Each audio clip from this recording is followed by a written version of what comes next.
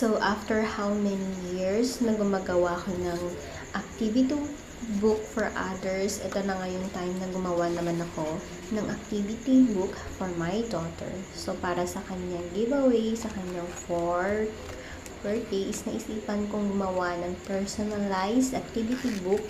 And dati, ang ginagawa ko sa coloring book is hindi siya back-to-back. So, ngayon, pinag-aralan ko siya ulit.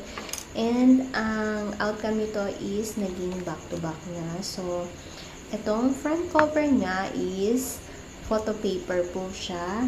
And, 230 GSM siya. And, ang ating inserts naman is 70 GSM.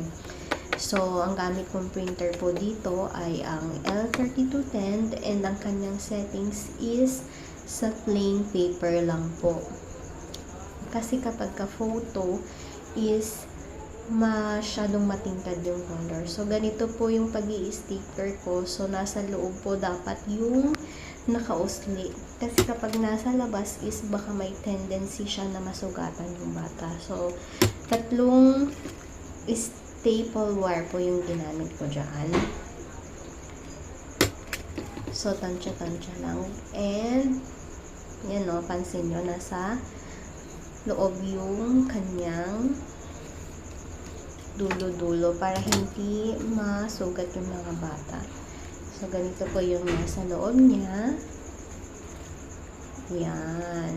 Meron pwedeng magsulat yung mga bata ng kanyang pangalan sa first, dun sa line, sa first page, and then ito naman yung second page. So,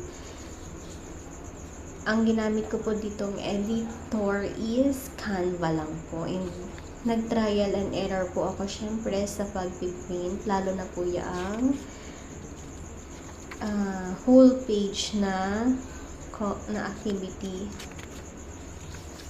And nag-search lang din po ako ng mga activity about sa play routine. And yan lang po ang share ko. Thank you for watching. Kung nagustuhan nyo, please like and subscribe. Thank you!